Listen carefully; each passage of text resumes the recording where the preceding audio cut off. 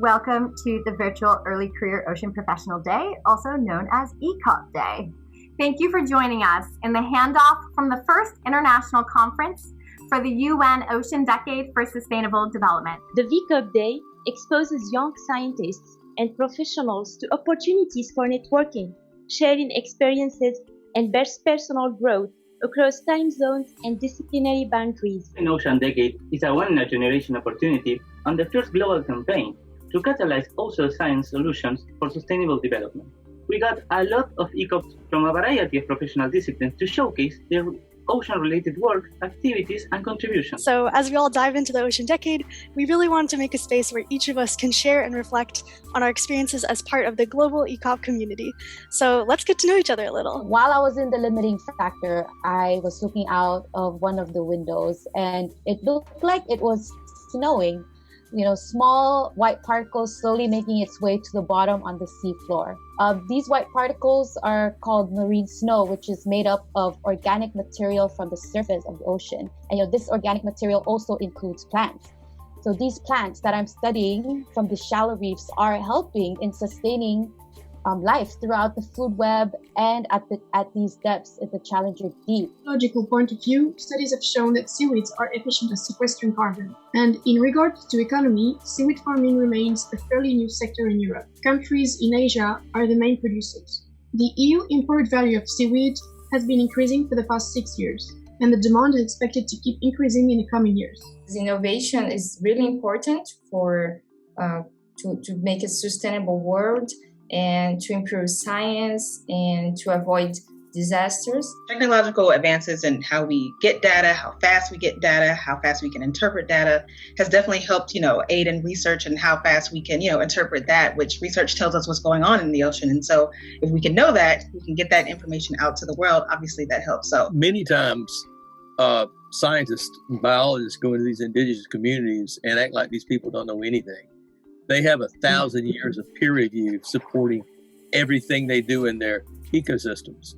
And we need to use that as a resource because we're all one team, one family in protecting the ocean and all our ecosystems. And the materials I've been trying to generate is to give more of a reciprocity, a mutualistic relationship between these indigenous ecological knowledge systems and Western science, so that we can all work better together. Our actions and make the change that will benefit all of us, such as cutting back on fish consumption or at least knowing which fish to eat in which season. So 2, participate in beach cleanups and other volunteer efforts, joining and supporting organizations. 3, keeping update about all that is happening around the world and engage in conversation about it. It's powerful. I know there's a lot of discussion throughout these all of these time zones about how it is for women and women of color. So I've had my challenges there, but nothing that deterred me to the point where I wanted to quit or where I was unhappy. I always say that when you're making solutions for an environment, you have to ensure that representation is a part of those solutions, right? That the people who are impacted are also represented in those solutions.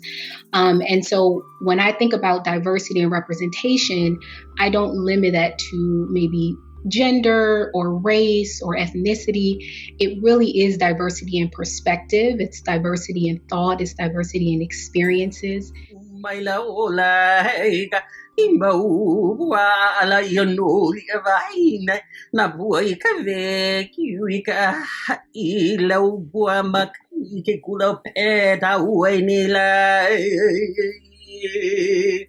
Aloha.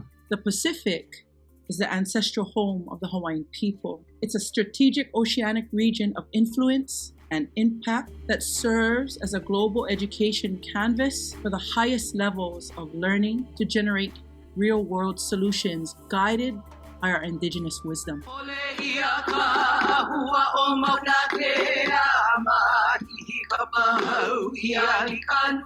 ECOPs have an important role, and it is very important, and it will make a transformative change to ocean science in which we can find solutions to the regional needs and to the problems in the planetary emergency that affects our ocean. I spent 2 months aboard a deep-sea commercial fishing vessel, fishing off of Mauritius. We were out there fishing and processing 24 hours a day for 2 months. The ship took me on completely voluntarily. They were under no obligation to let me on board, but they let me study all their bycatch and take any data that I wanted to. And because of this was kind of a unique situation. Due to environmental threat, the agar extracted so far is supposed to quality. So I came up with the idea to promote one of its major pigments, the alpha-coerythrin. It's a very valuable biomolecule in the market, has a great antioxidant power, and has no toxic effect.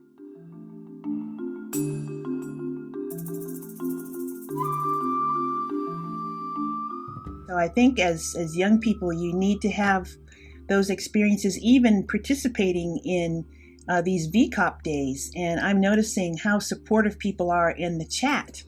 And any of these things that can affirm that we're doing well, that people are interested, that we have worth and value, that our work is interesting, that really does help. So this event would not have been possible without our sponsors, the German Marine Research Consortium, in cooperation with the ECOP program. We must also thank our incredible sponsors, Fisheries and Oceans Canada, the EU's Framework Program for Research and Innovation, as well as the European Commission, Esri Deutschland, and the Federal Ministry of Education and Research. Thank you.